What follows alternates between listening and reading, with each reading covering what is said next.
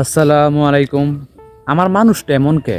আমার সব নিজেকে কালা দাবি করি, গরিব দাবি করি, ফকিন্নে দাবি করি, মানে আঙ্গ কোনো কিছু নয়, আমরা নিজেকে এমন অসহায় দাবি করি। আরে ভাই, কালকে আমগো বাসা মানে আমাদের গ্রামে আমগো বাসায় একটা ছেলে আসছে। আমার থেকে কিছু বয়স বড় হবে। আমার 16 বছর, হ্যাঁ 17, 18, 20 বছর হইবো এমন হবে। তো ভাই সে আমাদের কাছে কিছু সাহায্য খুঁজতেছে। তো আমার মায়ের চাইল্ড লাইনে টাকা দিছে কি দিছে আমি সেটা জানি না, আমি আইসা বলছি সড়ক। তো আইসা বলতেছে, আসসালামু আলাইকুম আপু, আমাদের তো বন্যা বাড়ি নিচ্ছে গা, বাপ মার শুল্ক তোর ভালো না, আমার আল্লাহ রহমতে ভালো রাখছে। তো এখন আমি আপনাদের কাছ থেকে কিছু সাহায্য নিতে আসছি। হাতে ওদের কোনো কাম পাই নাই, তো এর জন্য পেটটা তোকে তো বাঁচাতে হবে, নিজের জানটা তোকে তো বাঁচাতে হবে। তো জানটা বাঁচানোর জন্য আমি চাল চষতে আসছি, মানে চাল নিতে আসছি, আপনাদের কাছ থেকে সাহায্য নিতে আসছি, আপনারা আমাকে সাহায্য করেন। তো আমাকে কি না কি দিয়েছি আমি দেখি নাই।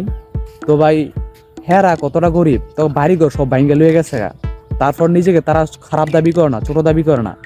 রিজিকের মালিক আল্লাহ, আল্লাহ যা করে তাই। আর আমরা নিজেকে কত গরিব দাবি করি, আঙ্গো টাকা নাই, ইডা নাই, হিডা নাই। আরে ভাই, টাকা দূরে কথা, হয়তো বাহির 10 তলা বিল্ডিং নাই, বাইরে 10 লাখ টাকা 20 লাখ টাকা ব্যাংকের মধ্যে জমা নাই। তারপর বাইরে দিন আই না দিন খাই, এটা আলহামদুলিল্লাহ। আঙ্গো যেন থার জায়গাটা জানি আছে, থার জায়গাটা যদি না থাকতো তাহলে কই যে থাকলাম, কোন দিশা বিশ আছে নাই।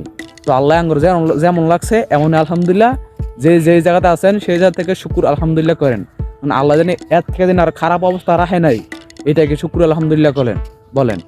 যেমন আমরা না আল্লাহ হাত আছে, পাও আছে, মুখ আছে, চোখ আছে, সবই ঠিক আছে। তো এখন যদি আমার যদি একটা ফাও না থাকতো, একটা হাত না থাকতো, তো কি করে খাইলাম বলি। তো এইটাকে আল্লাহর এটা চিন্তা করেই শুকুর আলহামদুলিল্লাহ বলেন। আল্লাহ আমার যেমন রাখছে এমনই আলহামদুলিল্লাহ। তো আপনার এই ভিডিওটা থেকে কি শিখলেন সব কমেন্টে জানাবেন। ভিডিওটা ভালো হলে একটা শেয়ার করে সবাইকে দেখার সুযোগ করে দিবেন। ধন্যবাদ।